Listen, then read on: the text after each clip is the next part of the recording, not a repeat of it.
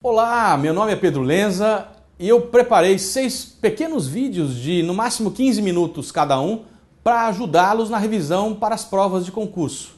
Sorte, sucesso, estamos juntos e não desistam dos sonhos. Constitucionalismo. Esse tema vem também sendo denominado pela doutrina de neoconstitucionalismo e vamos observar que parece mais adequado aí para ser estudado. Vamos lembrar também que, de modo clássico, a doutrina divide em ramos do direito. De um lado, o direito público e do outro, o direito privado. Contudo, essa divisão dicotômica ela não se mostra mais adequada, até porque hoje se prefere falar num direito civil visto à luz da Constituição. A divisão dicotômica não é adequada, até porque observa-se uma constitucionalização do direito privado. De qualquer maneira, a gente tem sim que observar que a Constituição vem servindo de validade para todo o sistema. E dentro dessa premissa, a gente passa a analisar, segundo a doutrina, aquilo que se denominou de dimensão de direitos fundamentais. Prefere-se a expressão dimensão à expressão geração de direitos fundamentais, porque a expressão dimensão, ela nos dá a ideia de que uma dimensão ela não é superada por uma dimensão anterior. O que se tem é uma evolução. A gente fala aqui de maneira muito firme que não se pode falar num processo de uma evolução reacionária. É o princípio da proibição de uma evolução reacionária. Então, portanto, parece mais adequado sim falarmos em dimensão dos direitos fundamentais. A primeira dimensão, ela vai evidenciar os direitos de liberdades, as chamadas liberdades individuais.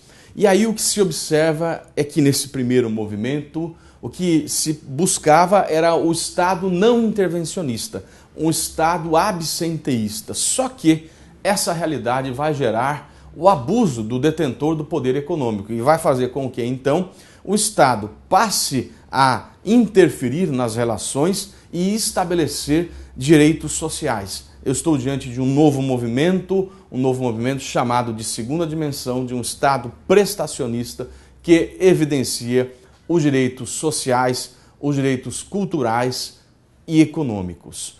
Como terceiro movimento, eu poderia observar os chamados direitos de solidariedade ou de fraternidade. A gente fala também em direito ao desenvolvimento, a um meio ambiente ecologicamente equilibrado, previsto de maneira expressa no artigo 225 da nossa Constituição, e chegamos naquilo que a doutrina identificou de quarta dimensão. Aqui eu vou observar os avanços da engenharia genética, colocando inclusive em risco a própria existência do ser humano. Vamos lembrar aqui a análise da pesquisa com células-tronco embrionárias que o Supremo analisou. Tema bastante interessante ligado à quarta dimensão.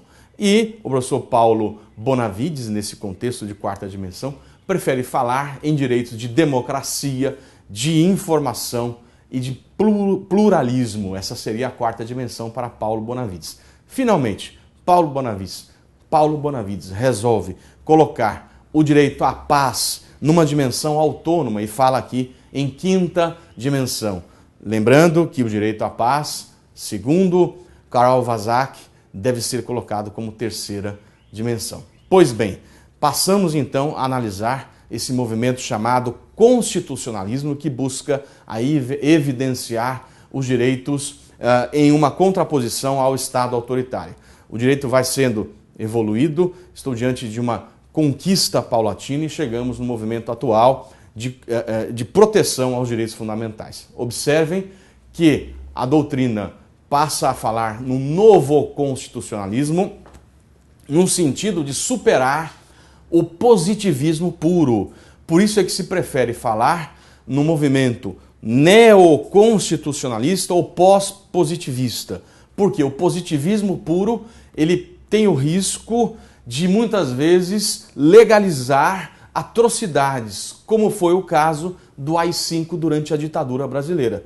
Teoricamente, agiam os militares, agia a ditadura nos termos do AI-5, nos termos da lei. É por isso que, então, no novo movimento, prefere-se que o direito ele esteja alocado com uma carga valorativa, com uma carga de ética e, portanto, a gente tem sim que ler o direito positivado à luz dos princípios, dos grandes preceitos de proteção ao ser humano. Nesse novo movimento, a Constituição é colocada no centro do sistema, ela tem uma força normativa, ela tem uma carga valorativa e ela vai irradiar os seus efeitos. Eu estou diante do neoconstitucionalismo, que tem como marco fundamental histórico o pós-guerra, que tem como marco filosófico a aproximação do direito com a ética e que tem como marco teórico a ideia de uma força normativa. A Constituição, portanto, tem sim força normativa. E passo então a analisar, nesse contexto, a ideia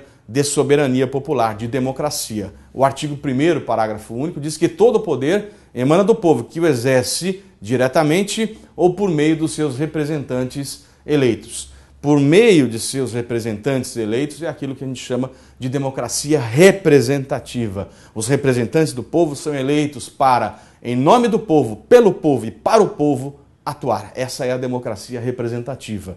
E, por outro lado, nesse sistema híbrido, o direito brasileiro adota também a figura da democracia direta, prevista no artigo 14 da Constituição, que diz que a soberania popular se implementa mediante plebiscito, referendo e iniciativa popular. Tema bastante importante para a prova, vamos distinguir plebiscito do referendo. Qual é a diferença?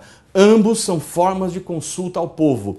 A diferença está no momento da consulta. O plebiscito é uma consulta prévia, enquanto que o referendo é uma consulta posterior. A distinção, portanto, é o momento da consulta. Plebiscito, consulta prévia, e referendo, consulta posterior. Quem é que autoriza referendo?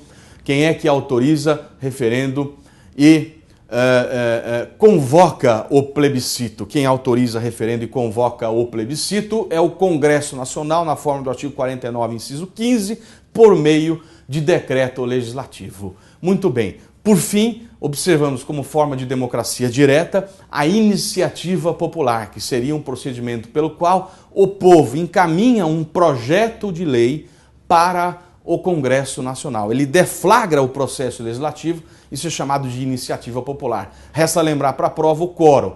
No tocante ao encaminhamento de lei federal, diz o artigo 61, parágrafo 1º da Constituição, que deve ser encaminhado esse projeto de lei subscrito por no mínimo 1% do eleitorado nacional, distribuído por pelo menos 5 estados e cada estado com não menos do que 0,3% dos eleitores daquele estado. Decore 1% do eleitorado nacional, distribuído por pelo menos 5 estados e em cada estado com não menos do que 0,3% dos eleitores daquele estado. Cuidado agora, porque no tocante à iniciativa popular municipal, o quórum é de 5%. 5%, iniciativa popular municipal. E passamos agora a estudar um outro tópico, que é o da Constituição, o seu conceito e a sua classificação.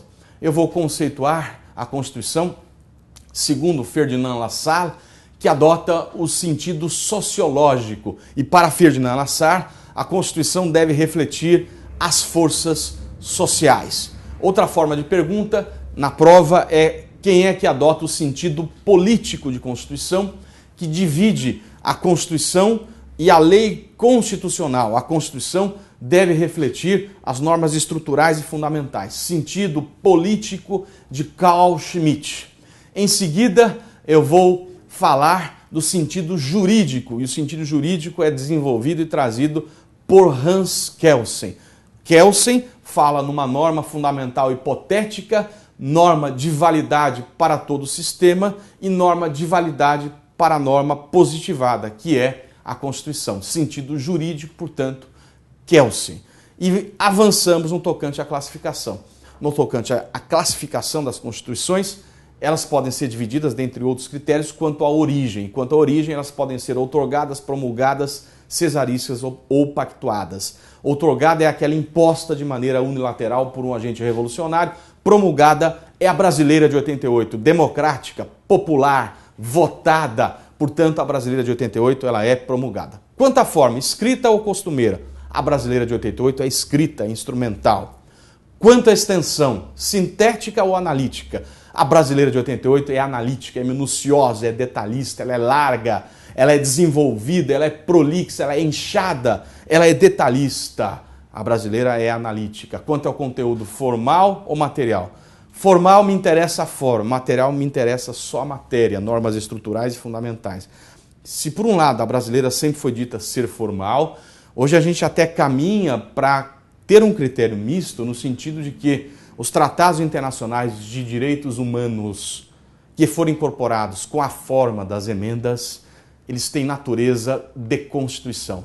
Então, matéria, tratados de direitos humanos, forma de emenda, tem natureza de Constituição. Caminhamos para um critério misto, portanto. Quanto ao modo de elaboração, a brasileira de 88 ela é dogmática, se funda em dogmas e não é histórica, como a gente observa na experiência da Inglaterra. Quanto à alterabilidade, a brasileira de 88 ela é rígida.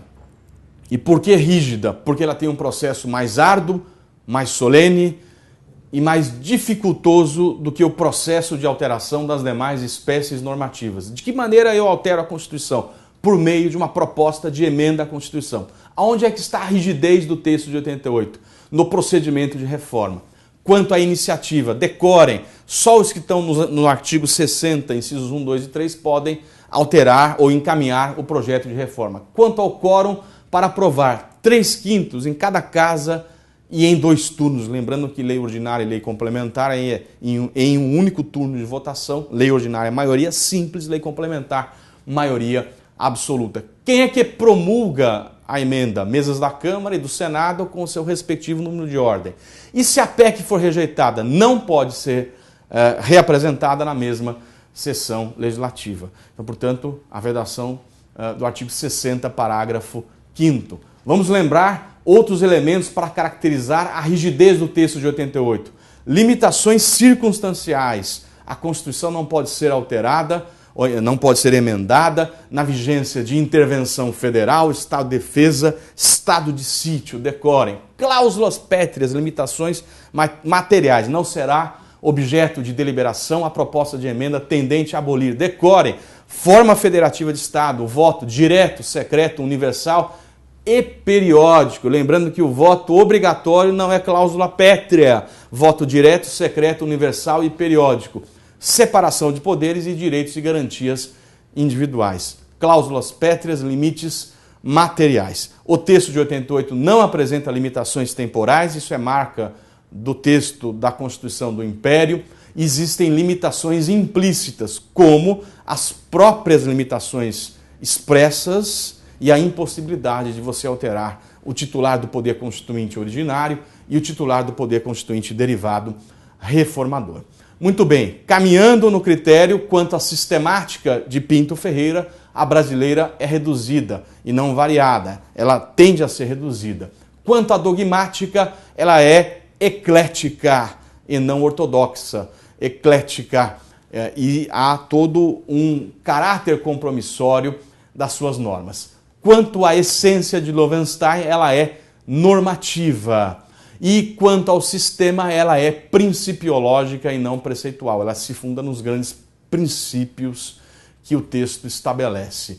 André Ramos Tavares diz que quanto ao critério ideológico, a brasileira seria social, Estado social de direito prestacionista, e segundo Raul Machado Horta, o nosso texto é expansivo e essa expansividade se dá em relação à análise do direito internacional e em relação ao seu conteúdo anatômico estrutural. Ela é expansiva porque ela estabelece diversos preceitos.